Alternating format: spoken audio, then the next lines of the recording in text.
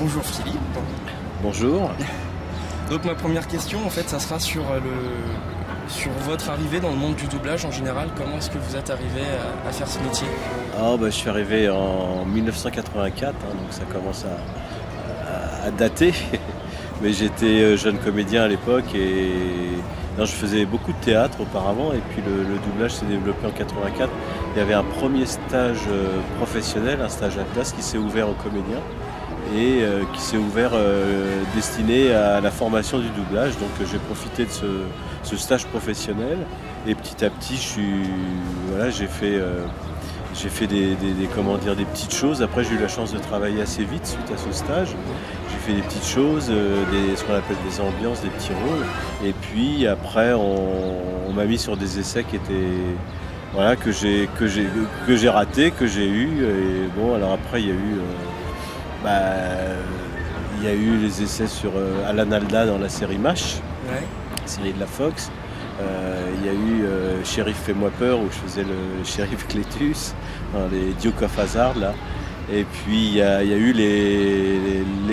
l'essai aussi sur Corbin Bernsen que je continue à doubler, ce comédien que je suis depuis cette époque-là.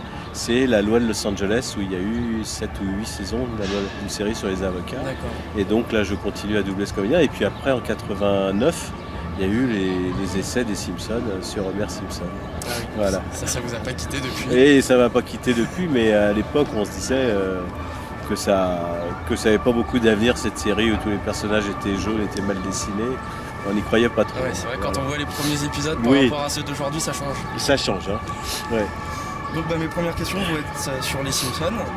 Donc comment se passe le doublage d'un épisode? Est-ce que vous le regardez en entier d'abord avec l'équipe ou c'est vraiment que les scènes que vous doublez? Non, on va sur les scènes que l'on double. Alors en général on double que la famille, c'est-à-dire il y a Marge, Bart, Lisa et Homer, donc les parents et les enfants. Et on double sur 1 ou 2 jours de suite et on arrive le matin. On commence par le début de l'épisode, donc après le générique. Et puis on fait dans l'ordre, mais on ne connaît pas du tout l'épisode. On ne l'a pas vu avant, on ne sait pas de quoi ça parle. On découvre.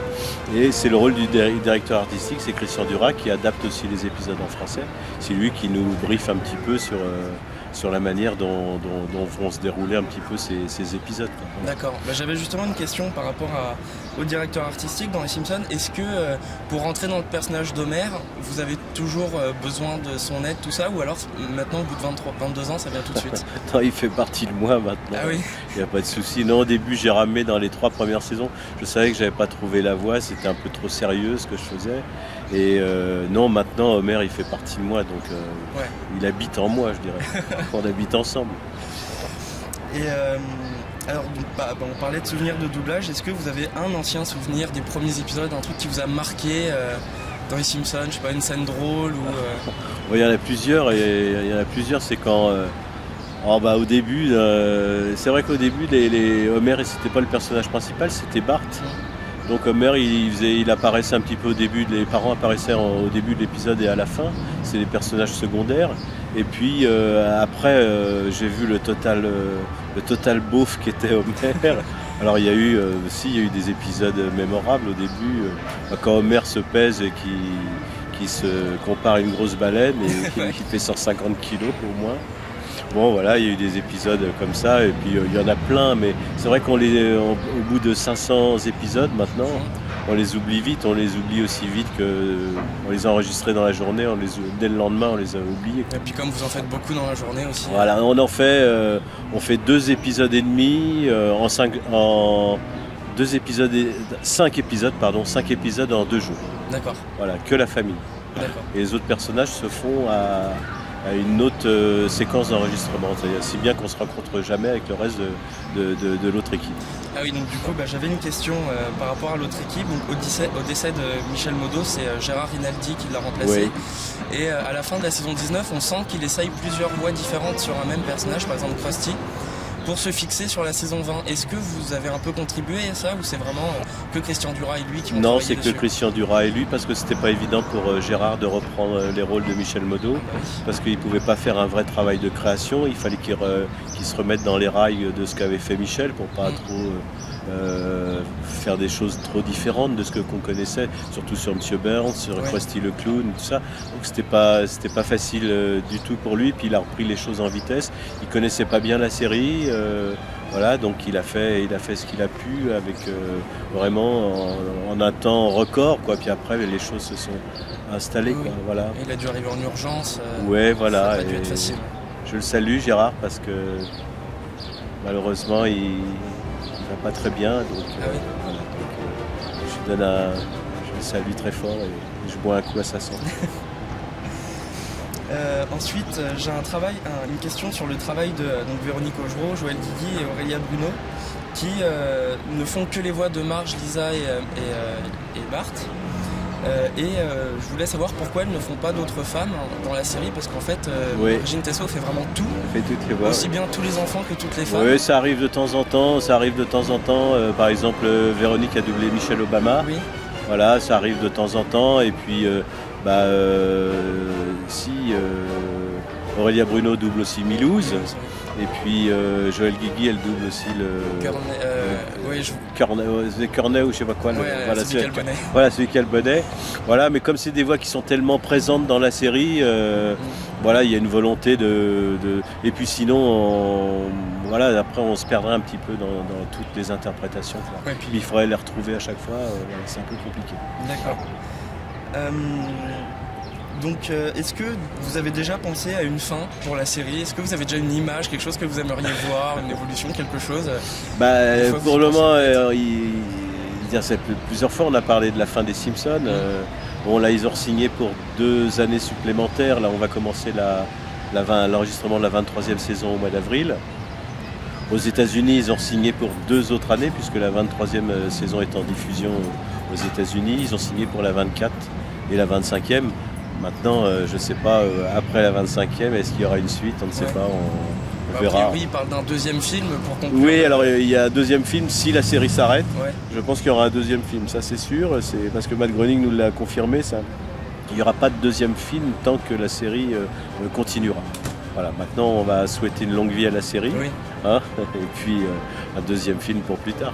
Et donc vous n'avez pas une idée, quelque chose que vous aimeriez voir faire Homer ou quelque chose avant la fin je sais pas, je crois qu'il a fait déjà beaucoup de choses. Oui, il a déjà tout fait. Il a déjà tout fait pratiquement. J'ai du mal à imaginer ce qu'il n'a pas fait. Et donc, justement, en parlant de Matt Groening, c'était ma question suivante. Quand vous rencontrez celui qui est à l'origine des personnages que vous connaissez si bien, tout ça, qu'est-ce que ça fait? Cette discussion que vous avez eue avec lui, c'était à Cannes, il me semble. Oui, on s'est rencontrés plusieurs fois. On s'est rencontrés au moins 3 fois avec Matt Groening. Lors de la sortie du film en 2007, et après on s'est rencontrés au festival en 2008 au festival d'animation d'Annecy, et puis on s'est rencontrés pour les 20 ans des Simpsons au MIPCOM à Cannes. Donc ça fait 3 fois qu'on se rencontre, il y aura certainement une 4e fois je pense.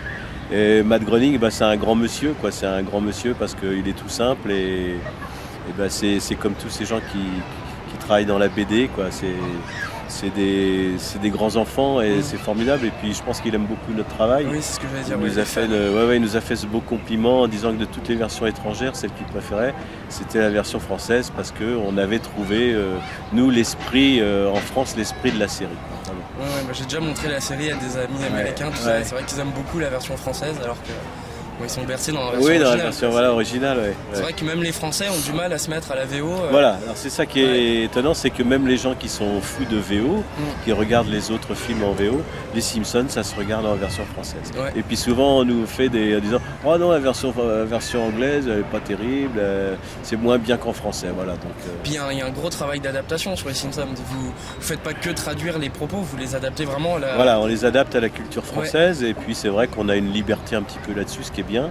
C'est-à-dire que si nous, on trouve un petit peu des choses qui nous paraissent drôles et qui restent dans l'esprit de la série, il ne s'agit pas de trahir, Mais voilà, donc on se permet des choses, des petits gimmicks qui sont propres à la version française. Je pense le fameux « Ouh, pinaise de mer Oui. En anglais, c'est « Oh my God », c'était beaucoup moins drôle. Au début, on disait « Oh mon Dieu Oui. ». Et puis après, ça s'est transformé comme ça. C'était « Ouh, punaise ». Après, ça a été « pinaise ». Et puis Homer, il bute sur des mots un petit peu intellectuels qui lui paraissent intellectuels, comme le mot bibliothèque qui est très compliqué Oui. à prononcer pour lui. Voilà, des choses comme ça, mais qui ne sont pas dans la version originale, mais que nous on rajoute parce que on pense que c'est un petit plus et puis on s'amuse. Nous aussi, ça nous fait rire, on se dit ça fera rire Ah oui, le puis, public. Voilà. Il me semble avoir lu une fois ou vu que vous aviez vous-même participé à la traduction de Spider Cochon, qu'à la base c'était Spider Porc. C'était Spider Porc qui était écrit pour le film, Ouais, effectivement. et que, Ouais. donc vous-même, en tant que comédien, vous participez aussi à Oui, la on traduction. a parce que sur le plateau, on s'est posé la question de Spider Porc, c'était agressif. Le mot porc, c'est pas pareil traiter quelqu'un de cochon que de porc. Cochon, c'est déjà plus affectueux, je dirais. Donc on a changé ça, on a rajouté un pied, puis on a trouvé sur le moment d'enregistrer des rimes en on. Et puis voilà, et puis c'est devenu le succès que ça a eu. Oui. Voilà, ça a été une des choses les plus téléchargées sur Internet. Mais bon, voilà, c'est des choses. Alors c'est vrai que les textes étaient supervisés, tout ça. Ça a été une petite bagarre, mais la Fox a dit oui tout de suite. Vous avez bien fait finalement. Voilà. Et donc, toujours par rapport aux Simpsons, mais aussi de manière plus générale, comment ça se passe le doublage d'une série par rapport à un film et aussi par rapport à un jeu vidéo? Parce que je sais que vous en faites souvent. Ouais. Vous avez fait le jeu des Simpsons, vous êtes encore la voix du pingouin. Ouais. Donc comment ça se passe ces trois doublages différents? C'est trois doublages différents parce que la série, on est dans une technique de doublage, on travaille avec les autres. On travaille avec les autres comédiens, donc c'est du jeu. Je dirais, ce qui est plus ingrat, c'est d'enregistrer des jeux, parce qu'on enregistre des fichiers, on est tout seul. On n'a pas d'action, on n'a pas de support d'image. On doit imaginer des choses et c'est assez ingrat, c'est assez fastidieux. Je sais que moi, j'aime pas trop ça, parce qu'on se casse la voix en général, et puis c'est pas. Et puis c'est surtout, on est tout seul avec des piles de fichiers enregistrés, on a un spectre sonore devant nous, on doit rentrer dans ce spectre sonore, dans le timing. Non, puis on n'a pas les répliques, donc on ne sait pas à quoi on répond. C'est un autre travail, quoi. Voilà. Mais on ne s'amuse pas trop. D'accord, je m'en doute bien. Et donc pour le doublage des Simpsons, le film, vous avez rencontré des différences par rapport à la série? Non, pas vraiment. Non, pas vraiment, sauf qu'on avait un petit peu plus de temps, quoi, par rapport puisqu'on était dans les conditions du long métrage. Les images n'étaient pas encore définitives, le montage n'était pas encore définitif, donc on travaille un peu différemment. Il y a des scènes où on n'avait pas d'image, par exemple. D'accord. Donc voilà, il fallait caler les sons et les images allaient être fabriquées après, etc. Mais c'est le même travail. C'est le même travail. D'accord. Et vous avez doublé des scènes qui sont pas dans le film aujourd'hui ou des trucs comme ça? Je n'ai pas souvenir. Il faudrait que je regarde en détail, mais je pense pas. Non, on a eu une version def quand même sur le film. On a eu une version def.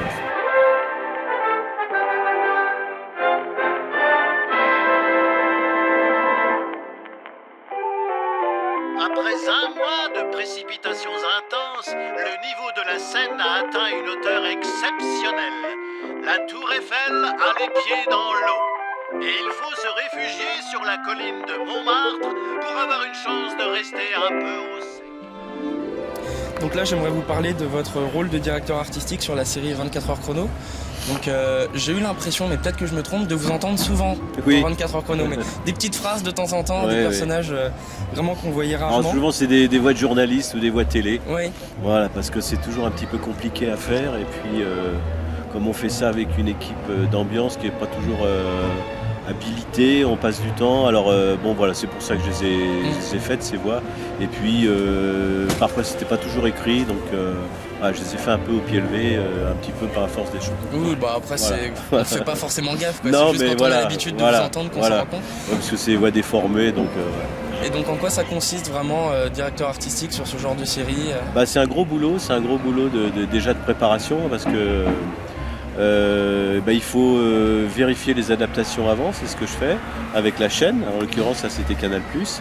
Il fallait donc faire ce travail de vérification du texte français par rapport à l'anglais et par rapport au sous-titrage, puisque Canal+ diffuse aussi en VOST. Donc ça c'est un gros boulot et après il faut faire le casting des voix. le casting des voix, il faut faire le plan de travail et après il faut convoquer les comédiens et il faut diriger les comédiens sur le plateau en sachant que tout le monde n'enregistre pas en même temps.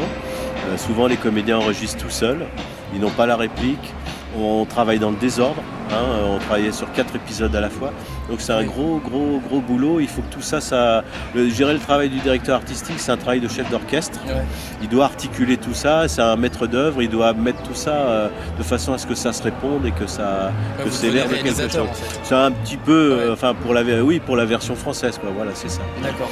Et comment ça se fait, alors un peu dans tous les films ou toutes les séries, que certains passages, des fois des bruits ne soient pas doublés. Par exemple, il y a certains, donc je reviens aux Simpsons parce que j'y pense, mais certains dos ou certains trucs comme ça qui sont pas doublés. Est-ce que c'est par rapport à la version que vous recevez ou c'est, comment ça se passe? Non, c'est parce qu'il nous est arrivé, surtout sur les Simpsons, de garder la VO dans la mesure où moi je raccorde sur la voix de Dan Castellaneta et où c'est des choses très très compliquées qui ne sont pas forcément détectées. C'est des onomatopées qui sont très très précises. Et donc on va passer un temps fou sur le plateau. Ouais. Et donc quand on peut les garder en VO, on les garde. Mais c'est assez rare, en général je l'ai fait. C'est vraiment quand on ne peut pas faire autrement ou que c'est très très précis et où je risque de me casser la voix pour la suite de l'enregistrement. Donc on se ménage et on garde la VO quand on peut. D'accord. Est-ce qu'il y a une série ou un film, un personnage qui vous plaît particulièrement auquel vous auriez aimé prêter votre voix, que ce soit dans les Simpsons ou une autre série Non, je pense pas parce que je suis assez gâté par rapport aux comédiens que je joue. Quand je pense à Danny DeVito sur le personnage du pingouin, pour un comédien, c'est vraiment magnifique de doubler des gens comme ça. Je pense à Stephen Rea aussi. C'est des comédiens c'est des travails différents, mais c'est bien. Non, je pense à Danny DeVito parce que Danny DeVito, il est proche d'Homer Simpson. Il est toujours dans l'excès. Ouais. Et à la limite, s'il y avait une série en live, je penserais bien à Danny DeVito pour Homer Simpson. Mais d'ailleurs, il y a dans le film Mathilda. On est vraiment dans les Simpsons. Quand on voit le rôle de Danny DeVito, c'est Homer Simpson qui interdit à sa fille, qui est surdouée comme Lisa, de lire et de se cultiver. Bon voilà quoi. Mais ça serait marrant que Danny DeVito vienne doubler dans la version originale des Simpsons et que du coup ça soit vous. Il est déjà venu. Il est déjà venu parce qu'il a doublé le demi-frère d'Homer. Ah oui, Herbert, c'est comme ça. Herbert, c'était Danny DeVito. Ah oui, je me souviens. Voilà, il est venu 1 ou 2 fois, voilà, c'était Danny DeVito. D'accord. Et alors je me souviens plus dans la version française, c'est vous qui le faisiez? Non, c'était Michel Modo. D'accord. Bah oui, parce que c'était compliqué, il fallait bien différencier les deux voix quand même. D'accord. Là j'ai une question sur le doublage des films d'animation en général, en particulier chez Disney, qui utilise une sorte de star system maintenant, qui fait souvent appel à des comédiens qui sont pas du tout expérimentés dans le doublage pour faire pour prêter leur voix dans les films. Ce qui donne des fois des résultats plutôt mauvais. Je pense à Réponse où... Il y a des bons et il y a des résultats qui sont bons, puis il y a des résultats qui sont moins bons. Ouais, des fois quand il y a les chansons et du coup il y a un changement de comédien, tout ça, qu'est-ce que vous en pensez? Moi je pense qu'il faudrait mettre plutôt des comédiens qui sont habitués à jouer avec leur voix. Oui, mais alors je dirais c'est une volonté de Disney, c'est du marketing après. C'est-à-dire que les films d'animation coûtent tellement cher. Il y a un gros budget de promotion et c'est vrai que c'est un peu comme aux États-Unis. Aux États-Unis, c'est la même chose, c'est des stars qui prêtent leur voix. Donc ils ont adapté ça pour le marketing en France, c'est la même chose. Mais puis c'est vrai que les stars qui vont prêter leur voix vont faire le service après-vente, c'est-à-dire qu'ils vont faire les plateaux du 20h pour la promotion du film, alors qu'un comédien de l'ombre, il ne sera pas forcément invité pour parler du film, parce que le public le connaît pas. Donc voilà, donc c'est ça, c'est surtout une volonté de marketing. Mais voilà, après maintenant artistiquement, il y a des choses qui se défendent et puis des choses qui sont... voilà, après c'est une question, c'est très subjectif. Et donc je parlais justement des chansons qui changeaient de voix par exemple. Comment ça se passe l'enregistrement d'une chanson? Vous chantez souvent dans les Simpsons? Oui, on chante souvent, mais on a du mal. C'est en doublage normal ou vous avez d'autres conditions dans des cabines, je sais pas, avec la musique ou... Non, on a le casque sur les oreilles pour avoir la musique, effectivement. Mais c'est un autre travail parce qu'on n'est pas chanteur. Même si on sait chanter quand même, heureusement. heureusement un petit peu pour nous, mais on n'est pas des chanteurs professionnels, donc on passe beaucoup de temps et puis souvent c'est un peu compliqué surtout de chanter. Encore on chanterait avec notre voix normale, ça pourrait encore être plus simple, mais là il faut chanter avec des voix d'animation et là c'est extrêmement compliqué, je pense à Marge, waouh, c'est pas facile et même moi quand j'ai Homer, c'est pas toujours facile, on passe du temps. Et heureusement que Christian Dura qui nous dirige a le sens de ça et est musicien et donc ça va, mais c'est vrai qu'on passe du temps. Et puis quand il y a des chansons en général, on se les garde pour la fin parce que c'est un peu compliqué.